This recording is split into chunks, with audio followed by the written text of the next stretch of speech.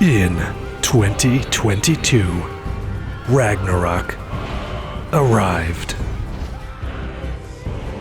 But it's a good thing. But it's a good thing. God of War Ragnarok uses all of its resources to tell you a story. And if story isn't important to you, then the impact of this game will be severely diminished. But if storytelling does have any sway on your connection and enjoyment of a game experience, God of War Ragnarok is far and away the greatest game ever created in its genre.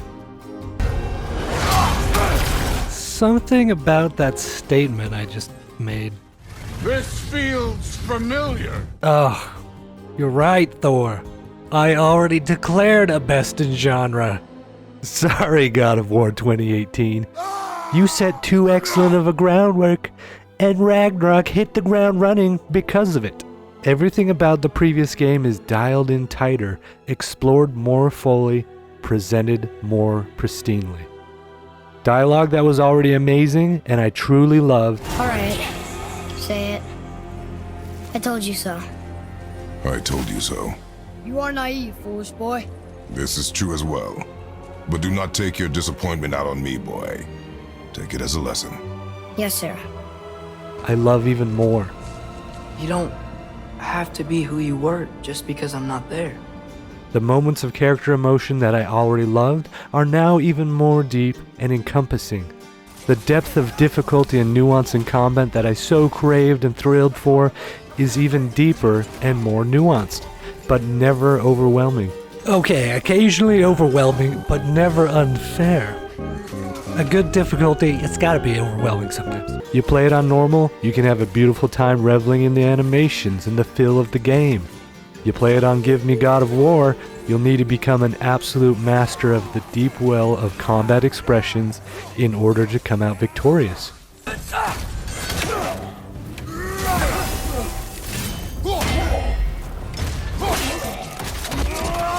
I got to the point when I was fighting some of the berserkers that I felt like I was omniscient.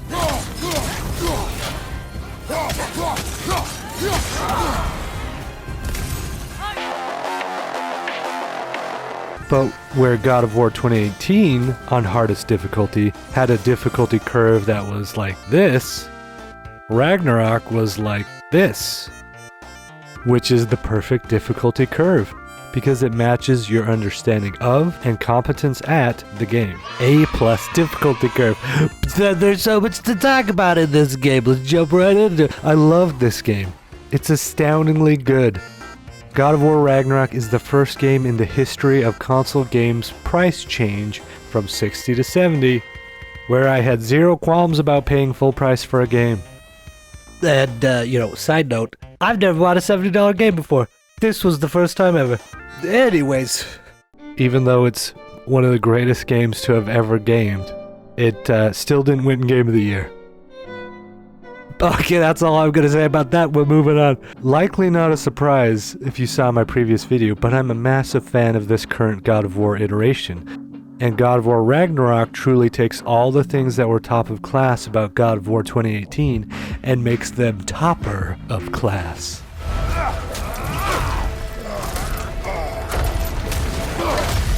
Quick aside, I'm going to spoil the ever-living crap out of this game, so be warned. I'll be throwing more spoilers than your local zoo monkey! The story, the set pieces, the dialogue, the combat, the bosses, the exploration, the artistry. All of it beautiful in the first game. All of it ramped up to 11 in this second one. The very first thing I noticed when pressing the new game button was how willing they were this time around to just let the facial expressions be the storytelling. Hold a close-up of Kratos, and a picture is worth 1,000 words. Unless it's the Rings of Power, or the Wheel of Time. In those cases, stick with the thousands of words. Whatever they did to get their facial capture leveled up, they let it be seen. They let it breathe.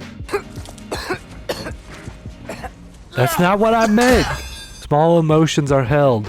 Intimate moments are embraced. They're not afraid of the quietude of introspection. They expect you to empathize with this character, and they let the story breathe and give you a chance to do so.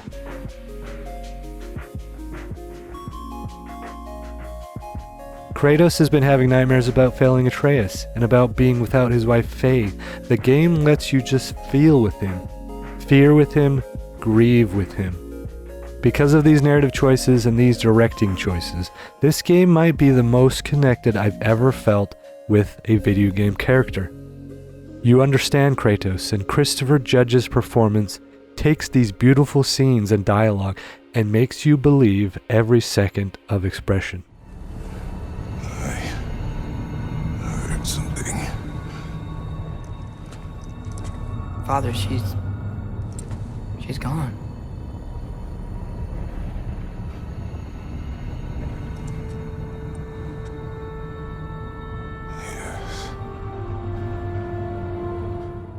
I grew up watching the Stargate TV show, and he's great in that, but this role as Kratos, he could get me tearing up just with a single phrase of delivery. But the logs were heavy, and he grew weaker as time went. And one day, he threw down the logs, as he could no longer bear their weight.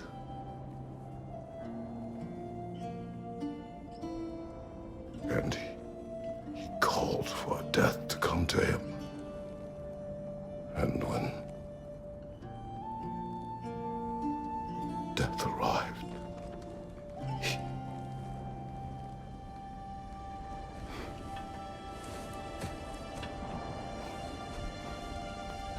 All of it works. It's a beautiful harmony of writing, directing, performance, music.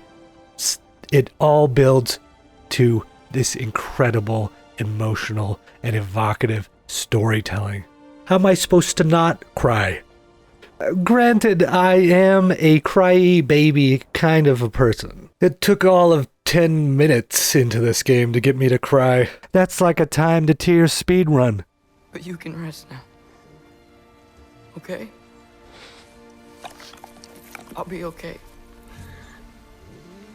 You can let go now.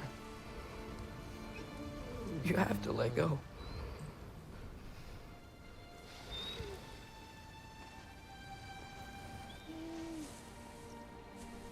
Only rivaled by The Last of Us and Ori and the Blind Forest. One of the amazing things about telling a story in a video game is you have time to make it feel natural. One of the huge issues with rom-coms, in my opinion, is that the progress of relationships never feels natural. You've known this person for 2 days, and you want to marry them? How do I know he loves me? You don't! You're just twitterpated. Spend some time dating, you dinguses! With video games, you have the time over 15 to 60 hours to express believable relationships. Freya starts the game at you angry because you killed her son. I mean, he was a crappy guy and was in the very act of trying to kill his mother. But yeah, okay, you're mad because I killed your son. I get it.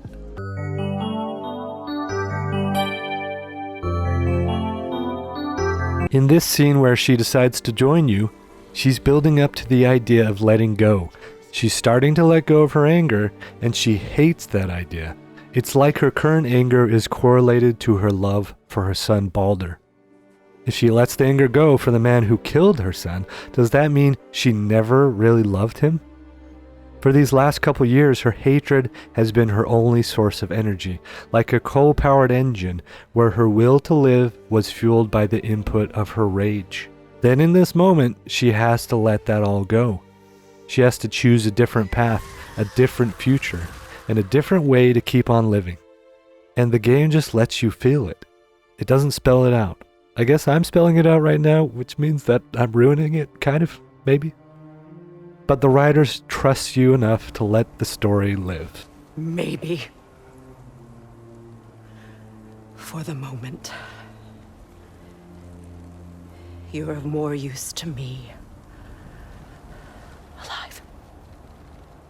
You go through experiences with her. You see her hatred, her slow realizations of Kratos' character as a father, her anger starts to lose its hold. I know your son's story. You should know my daughter's. In the service of a cruel god, I was tricked into destroying a village, not knowing my own wife and child were there until their blood stained my hands. I swore revenge. I can't imagine.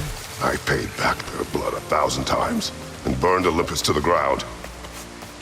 Yet, the guilt remained. Perhaps you will kill me, Freya, but it will bring you no peace. Perhaps it is not peace I seek. All those times I found you, why'd you refuse to fight me?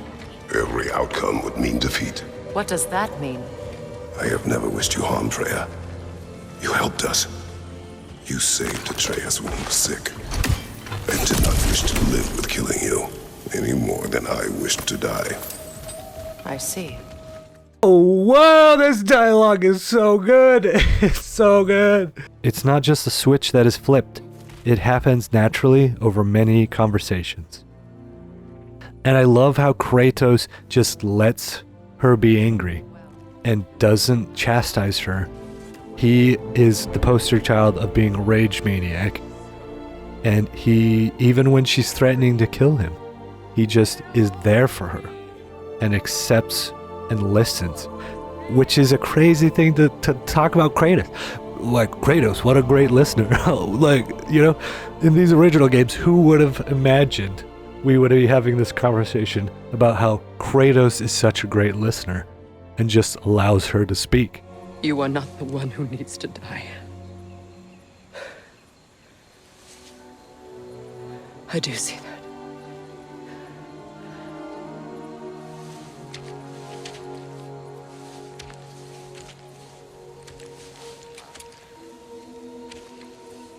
Look.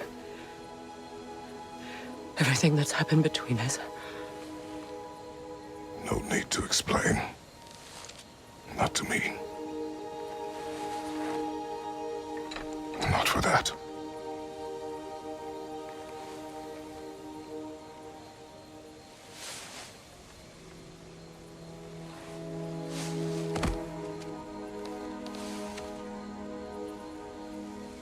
I do not regret saving your life, and never will. But the choice between life and death should have been yours to make. I should not have robbed you of that choice.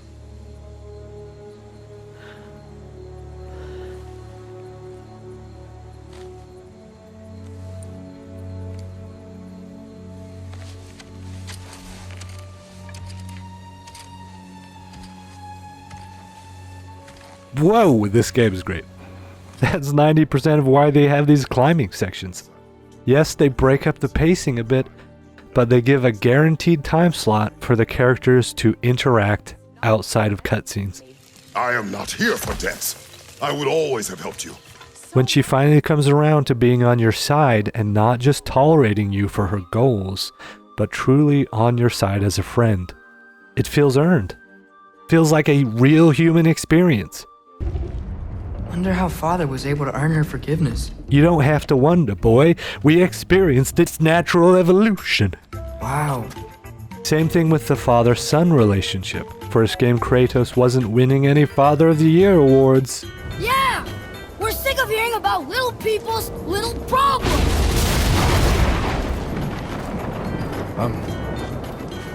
All right.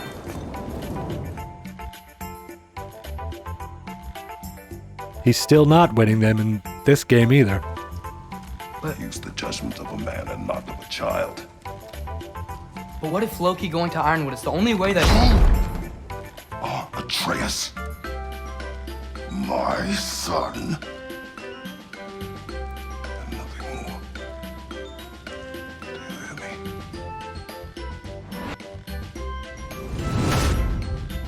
But his growth as a parent is real and tangible. The Hound of Hell is loose. He'll chew through the fabric of the realms. Hellwalkers are just the beginning. What were you thinking? Enough. Leave him. Atreus has made a mistake. One that we fix together. So too is his growth as a person.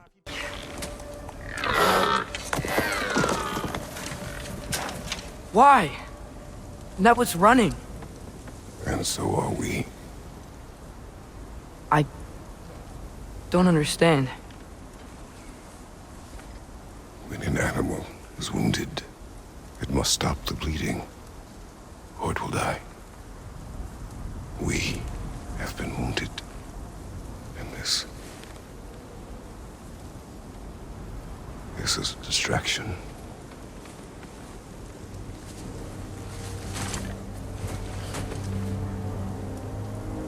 It's my fault. No.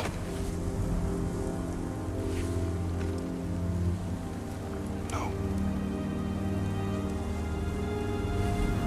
Oh, whoa, yeah, it's so good. Oh, it's crazy good. Whoa. Whoa, yeah. That was a recreation of my real life reaction to this game's dialogue. Kratos now has some softness to him. Thank you. No, it was just an observation, not a compliment. Now it's weird. Okay, fine. I'll admit it. You're pretty great. I love this new Kratos, and I don't even mean as opposed to the old style of God of War. I just mean since the last game. Kratos is reserved at times. Caring. Open. Scared. Trusting and loyal. I mean, he's also a menace on the battlefield, still an angry boy.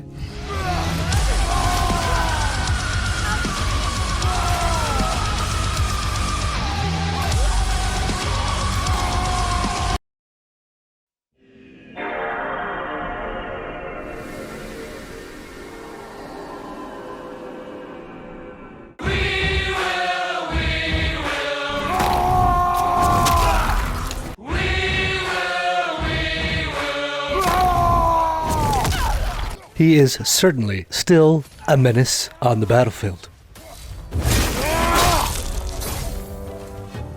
But these other aspects of him don't take away from that. They just paint the picture of what people are really like. A tapestry of strokes.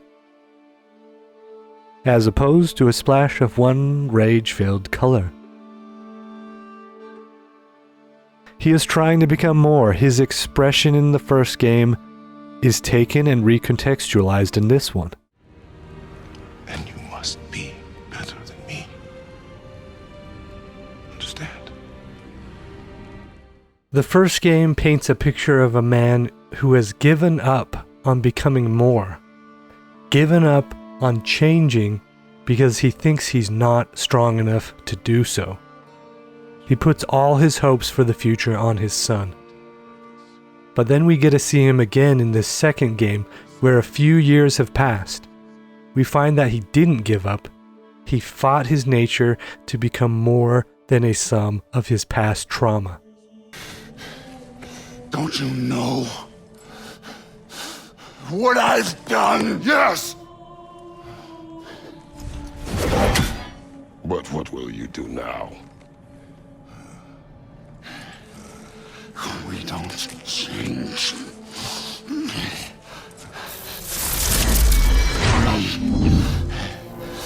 Destroy us. No more. No more. For the sake of our children, we must be better. Because of the love he has for his son, he was willing to go through his most difficult battle, the battle against his weakness as a person. The growth of this character never stopped bringing me hope. And that's what the story really is, a story of hope for the future. Kratos thinks that he's destined to die because of a prophecy foretelling it. This was the end of the first game, and whoa, what a roller coaster. He's spending his time preparing Atreus so that after he's gone, there is hope for the future. Drinking is all we ever do, ever. You've never struck me as someone who fears death. That's not a problem, is it? No. Death can have me when it earns me. Atreus, on the other hand, is unwilling to give up hope that he can change fate and save his father. You knew? That's why you've been training me so hard. One day, you will have to survive without me. Not gonna happen. I won't let it. I won't. All journeys come to an end. Not ours. Not like that. The prophecy looms over all their actions. But Atreus won't give up hope to save his father, despite Kratos being resigned to his fate. If I do this, Fate only binds you if you let it. Do what is necessary. Not because it is written. They have misunderstandings, fights, closed hearts, and that makes the moments where they connect all the more devastating and joyful. Everything from the tenderness to the tension is exquisite. For example, after Atreus goes to Asgard thinking that he can trick Odin and get information to save his father, you meet Thor's daughter Thrud. Gotta say, the irony of this isn't lost on me. This was his room, you know? his? For context, Atreus killed Thrud's brother, and Kratos killed Thrud's other brother. You go through some moments with Thrud being trepidatious of. Boy. Then she learns he's like an expert on Valkyrie tactics. My father and I, we encountered a whole bunch of Valkyries.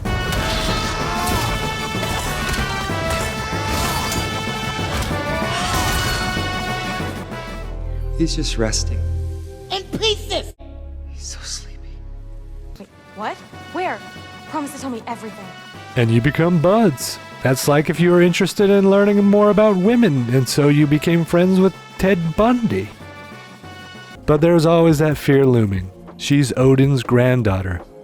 You killed her brother, you're not actually wanting to help Asgard because Odin is the pile of dookie. Then you go out on a mission with her, and every second of it is building tension in me. You know you're going to fight Asgard because the game is literally called Ragnarok. Every exchange they have of friendship is also tension being built because you know where the game is heading. Thing is, I don't know what I want. I love that you do. You'll figure it out. I kept thinking they're going to make me fight her in the end and kill her, but I like her. They've got such a cute friendship. They're so cute. Oh, I forgot to mention that you play as Atreus in this one. The first time you play as him, I was losing my mind. Sorry. It pulls out slowly through the window, which the camera had never really left Kratos' vicinity in the previous game, so I already knew something was up. Then it pans over and you're playing Atreus. I was excited like... Insert funny joke here.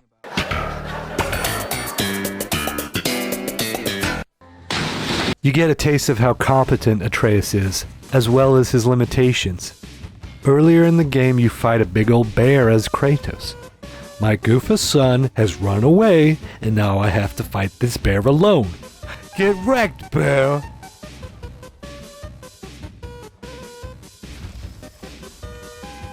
The bear is my son! Atreus gets rage powers like Kratos, but he turns into an animal. Turn into a wolf and go wolf things. Nom, nom, nom, nom, nom. All of you are dead! When you're not a wolf, you're shooting your bow and also hitting things in the face with your bow. Kid, I hate to break it to you, but I think your mother taught you how to use a bow wrong. You can never be too good with a bow. I know I'm not. Go to it. It's good to be a Fighters Guild member, don't you think? Because Kratos sure didn't tell you to use it like that. Clear your mind. Stay your aim and breathe in. Exhale and release. I got it. Good. It's a fun change of pace playing as... Boy. Where Kratos is huge and rage-like, Atreus is wily and range-like. Oh yeah, good one, me.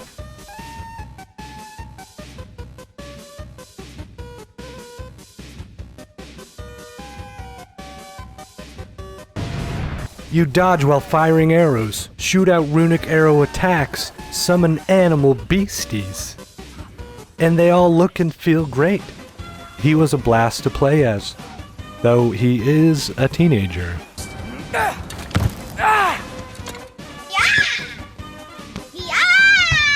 And the Atreus button is now no longer just the Atreus button. It's the Brock button. The Sindri button. The sword button. The angry Buddha button.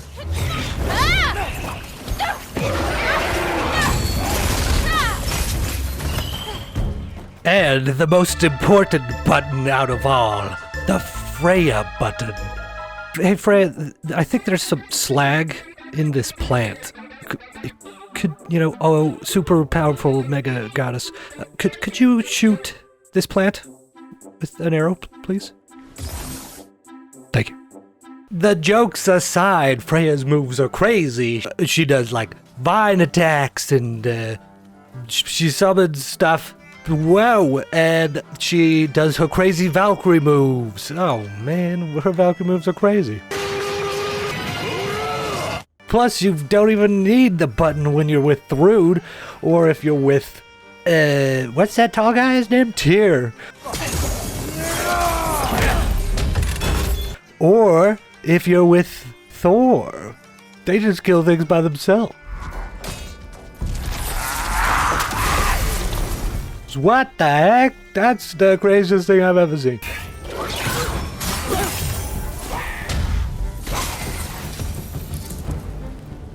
But I digress. Back to Atreus. Playing as Atreus, you get to hear his worries. You get to see that he's kind with or without his father around. He's strong with or without his father around. He's really coming of age. It's now a father simulator and a navigating awkwardness in puberty simulator. Perfect. Hey, I, Killed a flower? Oh, it's a gift. Thanks, but, you keep it. Anyway. Yeah, that's pretty accurate. When you try your best, but you don't succeed. Atreus meets Angry Buddha. Angry Buddha? Angry Buddha? I'm Angraboda. And she is all, giant prophecy is 100%. So you're going to Asgard, and your dad is going to die in your arms. That cannot be my future. It says I serve Odin and my father dies. There's just no way. Look, this is the only way things turn out. The sooner you accept that, the better. And Atreus is like, heck that, I don't want my dad to die. Who is supposed to burn down all this unburnable stuff if he's not around? Who is going to freeze all this water when I need water to be frozen if I have a dead father? Boy is all, I don't know what the heck I'm doing and Odin is way smart. I'll go learn stuff with him to save you. I'm trying to save your life, you big jerk. Father is all, heck no, Odin kills people for fun. For the record, I believe you fought the Valkyries. I just don't believe it was Grandfather who corrupted them, or that he caused the desolation in Midgard, or that he had all the giants killed. Am I missing anything? Meanwhile, If you're in, Giant. I will punch you for fun. And he's super bad and gross, so don't even. The rest of the peeps are all like, yeah kid, you dumbhead, you're so dumb. So boy says, Just leave me alone. Listen. Let go of me. Listen. I said let go. Atreus! Whoa, okay, what are we doing? What's happening? Oh yeah. In all seriousness though, this scene was handled amazingly. One of the fastest ways to make someone shut down in an argument is if they feel like there are multiple parties aggressing them at the same time. Because of the additional sources of dissent, your speed to reaching defensiveness is exponentially increased. It's a believable and realistic reaction here for him to lose his temper, and he just happens to be a young man who turns into a bear when he loses his temper. They keep showing throughout the game that Atreus can turn into a bear, but you don't even get to see him do it, or play as him doing it, until the very end of the game.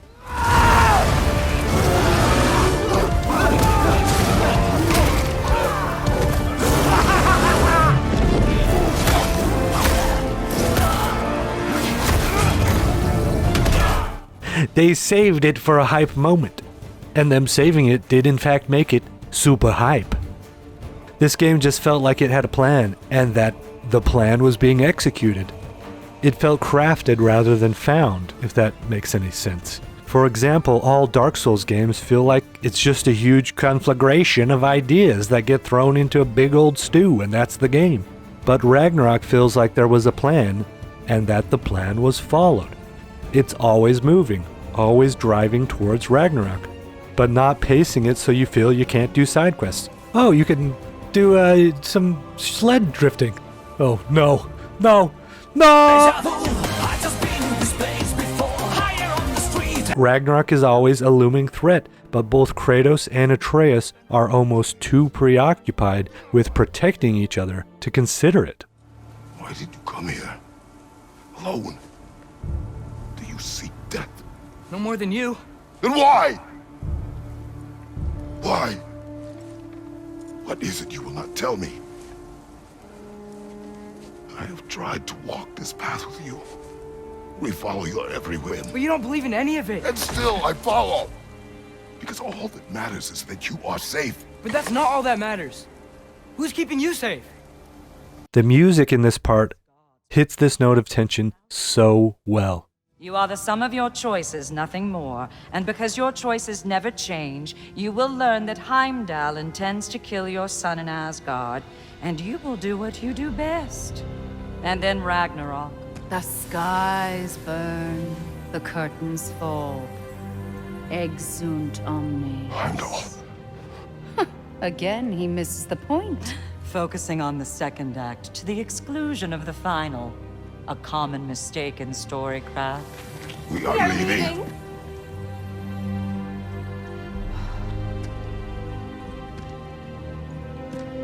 He stomps away, followed closely by Freya. I enjoyed your story, Kratos. Pity it has to end so soon.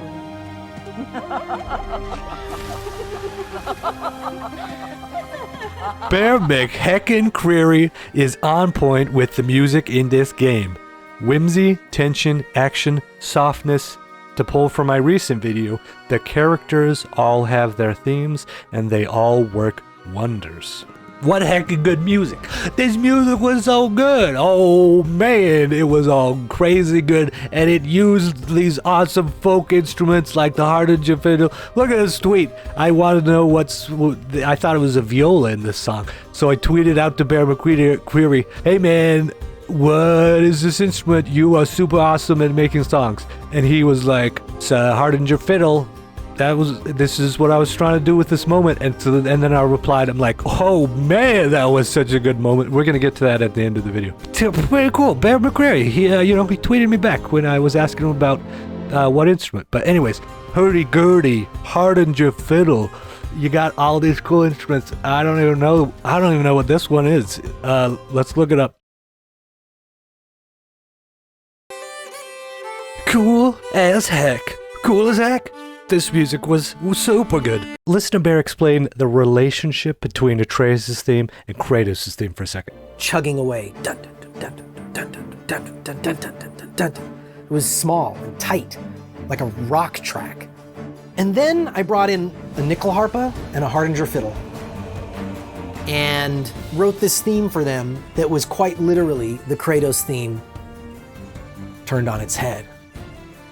Instead of bum, bum, bum, bum, bum, bum, I just turned it around.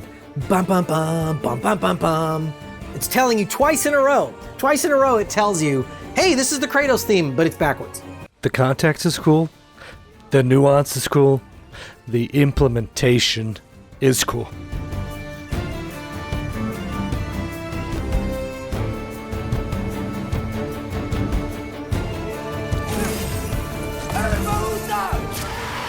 But what about how the game looks? How many realms do you go to? Go to all 9 realms. Thanks, Bear.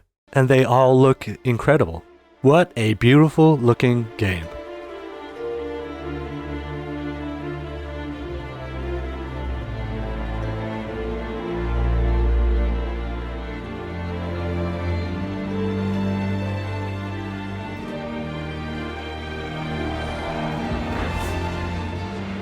And that beauty exists in all the combat animations as well.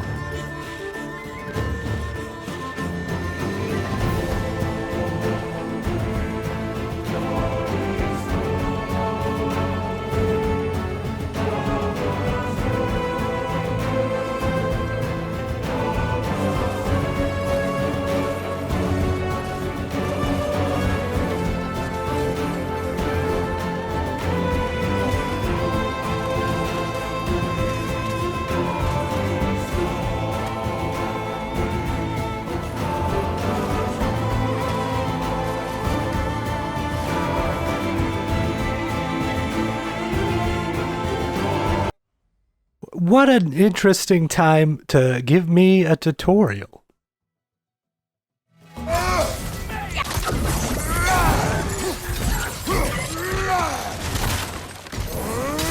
That was great. That's crazy. All of it. You said it, little brother. I was gonna say that.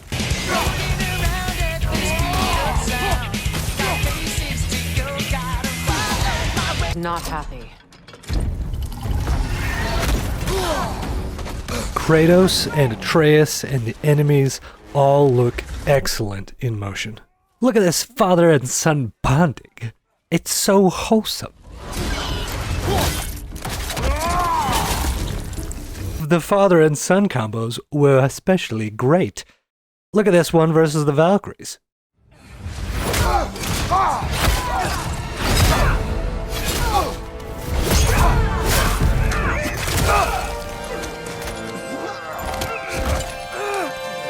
Get away from here!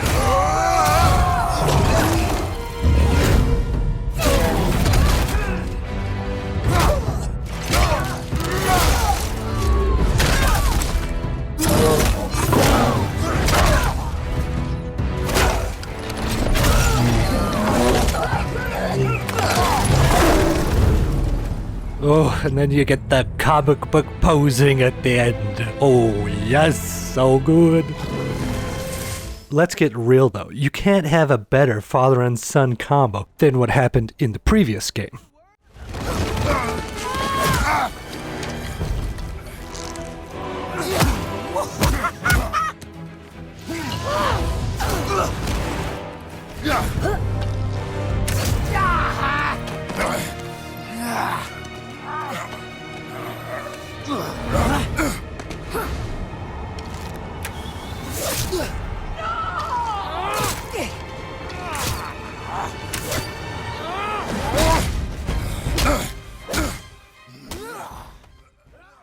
But they're still pretty good.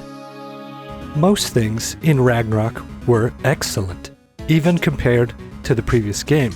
But there was one thing in particular that is a glaring negative in this game. They took away the Executioner's Cleave. Those savages. I wish I was strong enough to do that. That was one of the best moves in the history of video games, and they just took it away. They took it away. It got replaced with Snake Boy Fling or something. Don't get me wrong, that is a hilarious and fun move, but not at the cost of Executioner's Cleave. Executioner's Cleave had all this incredible custom death animations, and they're all gone. I understand the logic. That is an insane amount of custom death animations to make for all these dramatically different enemy types. Not only that, but it's a crap load of animations to make for whenever enemies get hit by the move and don't die. It seems like the allocation of death animations in the budget went to making each weapon have its own R3 death grab. Blades are different. Axe is different. Spear is also different. Oh yeah, you get a spear in this one. Whoa! Oh, whoa, yeah. Now combat is a deadly dance between 3 weapons instead of 2. Then there is still the rudimentary punching. But can we take a second of silence for the death of all the shield combos?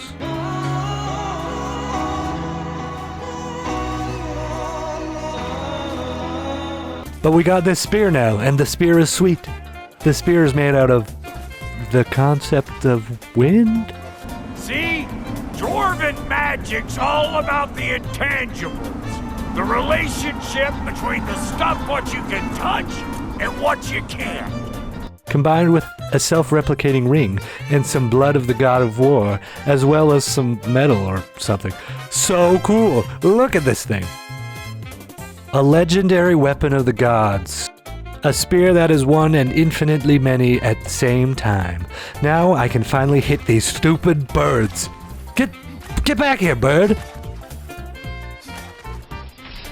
Truly a weapon of the gods. Spear has its own runic attacks, so you're all... Or my favorite one, because it had precise button presses. So when you get all your runic attacks, you're going nuts with runic button presses.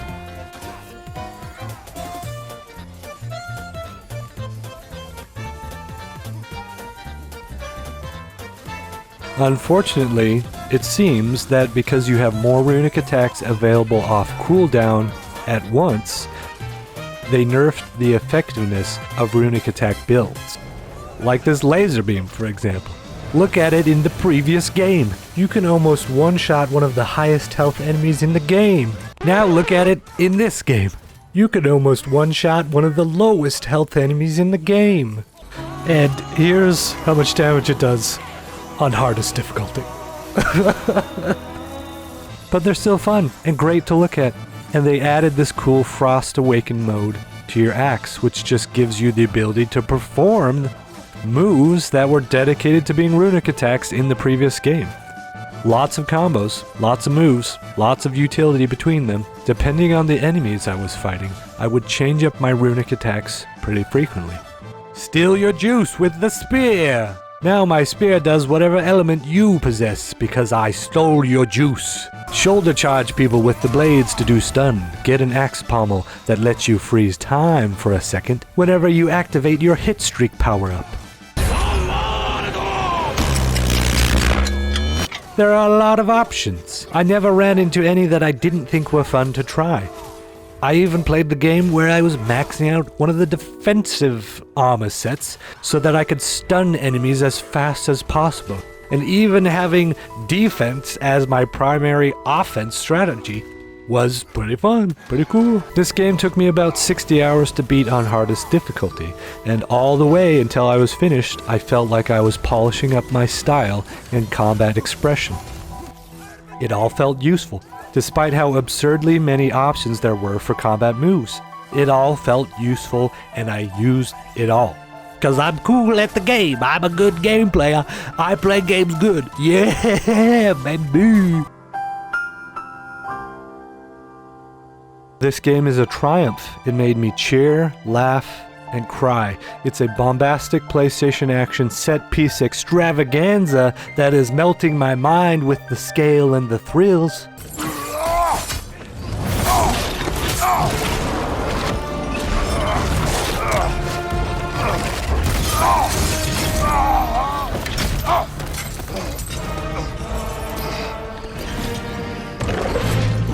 Then the next second I'm crying because of the absolute tenderness displayed in the smallest of gestures. These two God of War games allowed their characters to experience real growth. Kratos isn't the same person from his violent past. He's not even the same person from the last game. And in one of the most tender and heartfelt scenes I've ever seen in games or movies, Kratos expresses to his son his fear of reverting to his former ways. I have been falling back into my old ways. Angry, distrustful. With you, now and before.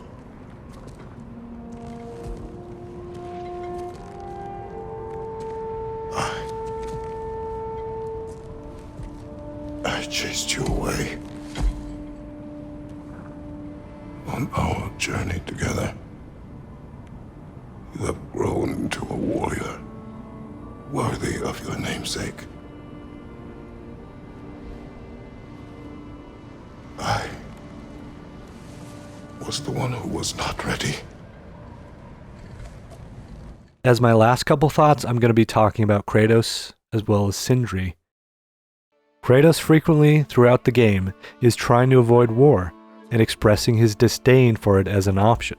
But war finally comes, and Kratos sets aside his disdain to try and save the people he cares about. But he made this choice too late. Brock is killed by Odin disguised as Tyr. Earlier in the game, you find out that Brock had died once already in a smithing accident. Sindri, in a fit of distress, couldn't handle it and grabbed pieces of Brock's soul back out of the well of light. But he missed a part. I've been lying to him ever since. It's been eating at me lately. Brock isn't completely whole, and he knows it. She acts like I weren't even here. Mermaids don't speak to our corporeal bodies. They speak to a part of our soul. A part specifically you might be missing.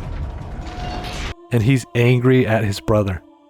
But he dies before he can approach him about it. In his final moments, he whispers, Maybe if I go back to the lake. Stop it.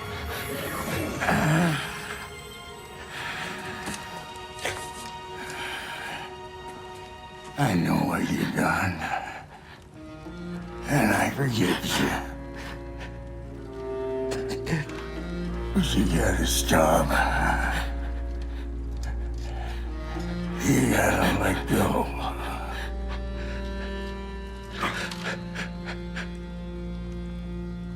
Bro.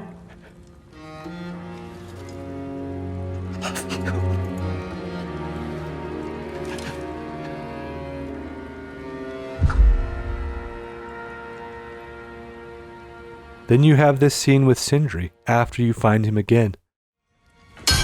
Sindri, I'm so sorry. No. No, I don't want to hear it. You don't know what sorry means.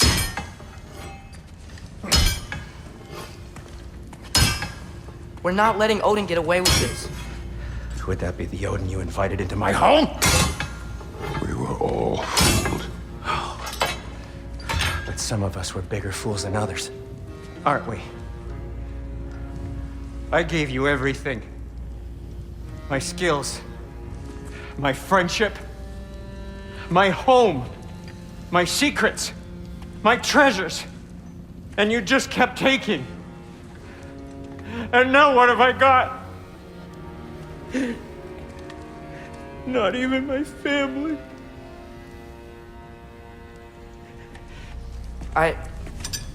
What can we do?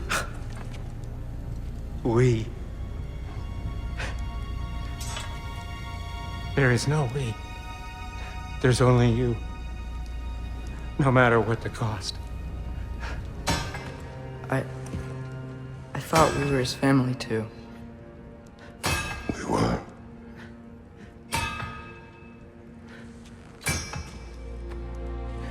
It feels too real. It's like it's pulling back the curtain a little bit. You're this video game protagonist who these other characters just exist for. These guys follow you around all the realms, giving you support. And what do you give them in return?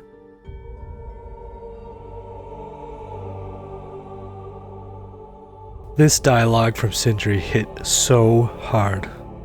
And it made Kratos more than just a video game protagonist. It made all those moments of take into callous moments of disregard. It's not just the boy anymore. Kratos has learned to open his heart to those around him, and even considers them family. And in a final moment of trial, when all seems lost, and it seems like Kratos' sins will always define him and his son, this happens. More or less what you wanted. I didn't want this. No. Close your heart to it. Close your heart. Draugr, they're supposed to be dead. But people, they're trying to survive too. Close your heart to it. On our journey, we will be attacked by all manner of creature. Close your heart to their desperation. Close your heart to their suffering.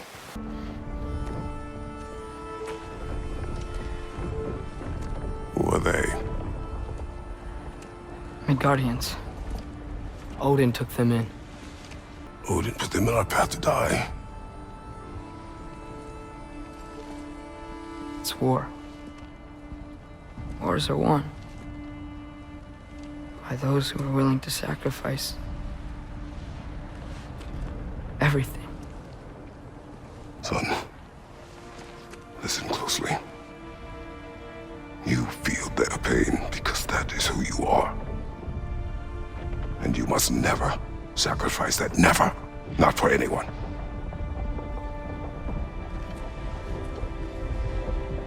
I was wrong, Atreus. I was wrong. Open your heart. Open your heart to their suffering. That is your mother's wish. And mine as well. Today, son. Today, we will be better. This was a direct response to Kratos' instructions in the first game, a direct reflection of Kratos' progress because of the goodness and kindness of his son and the memory of his wife. This was maybe my favorite storytelling payoff in all of video games. I was so sure that he was going to die in this game, that they were going to close the chapter on Kratos by having him sacrifice himself for his son. But they surprised me. After defeating Odin, Kratos finds another prophecy, and in this prophecy he's not hated and feared as the god of war, but he's celebrated and loved as the protector god that he's been trying to become. I lost it at this. I just cried and cried. It felt like a real end and a real reward for having invested in this character. Atreus heads off on his own to find the souls of the giants, and Kratos stays to defend the people and the realms. And credits play, and it's beautiful. But you still have Brock's funeral to attend. This character, who is actually played by the game's composer, Bear McCreary, is playing a dirge for Brock. It's like an overcast and devastated version of the Brock and Sindri's theme. It's diegetic music, but then as Sindri kneels beside his brother, and you can see the pain set in on his features, and hear it in his voice, it transitions to non-diegetic with a Hardanger fiddle taking up the motif. This was one of the most powerful musical moments I've experienced in years and years. I can't even watch this scene without being devastated. I can't hear this song without all the flood of emotion returning like a wave. This is editing, Ben. I can attest that that is true. Having the credits again after Brock's funeral is a fascinating thing that only a video game could get away with. It's like having your cake and eating it too. You want a joyful ending that fills you with hope? You got it. You want a devastating ending that riddles you with anguish? You got that too. And this song is unreal.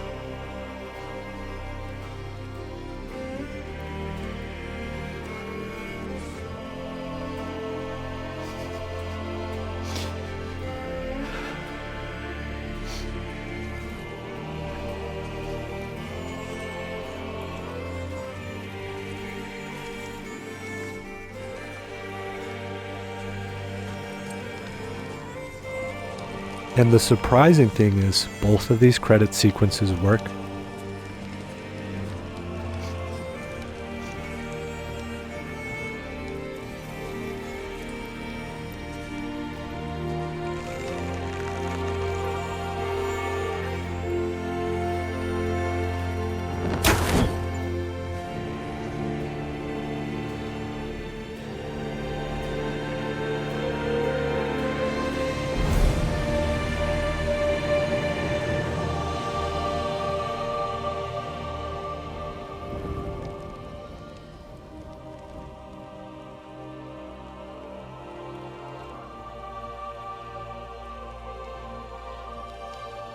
infantry.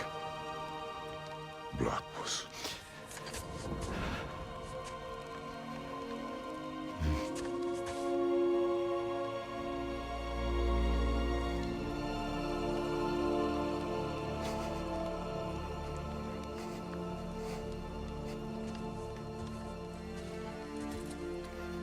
A little bit of context before we get into the final spoken words of the game. The game has been setting up this moment for almost 30 hours. Brock gives Mimir and Kratos this riddle. What gets bigger, the more you take away from it. Well, let's see.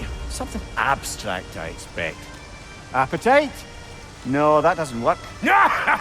Stump the stump. Oh, isn't that clever? And Mimir fails to come up with the answer about 3 or 4 times over the course of a huge portion of the game. Any more guesses, belt boy? Oh, all right. Gets bigger the more you take away. Is it time? Because the more removed from events you become, the larger their scope in your memory. No, that's bollocks now that I say it. Love. What now? The riddle. What gets bigger the more you take away? Love. What kind of chub-buffling relationships you been in, Mimir? That don't make any sense. Agreed. Oh, fun. I won't be lectured on the nature of romance by the two of you duffers. Brock's riddle. Could the answer be nothing?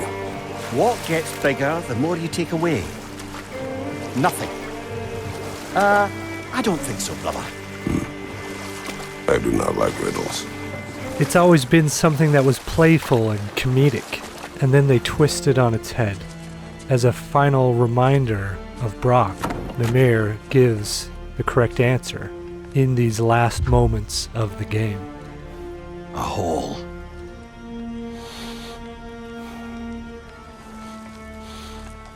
What? Gets bigger the more you take away.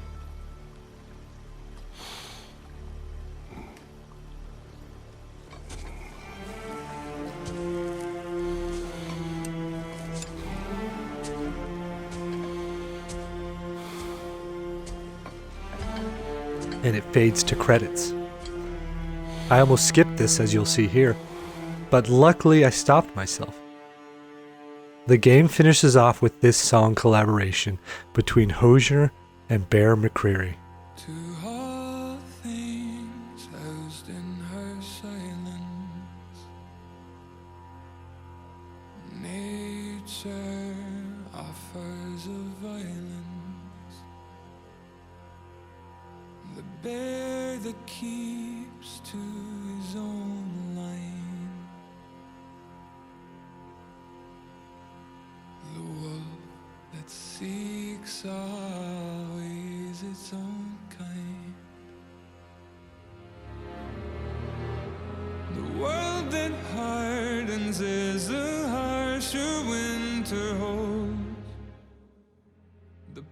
It's difficult to put into words how influential music can be to a media experience, but the weight of this final dirge for Brock, followed up by this song, was some of the strongest uses of music in media I have ever experienced. Like blood upon the snow, like blood upon the snow.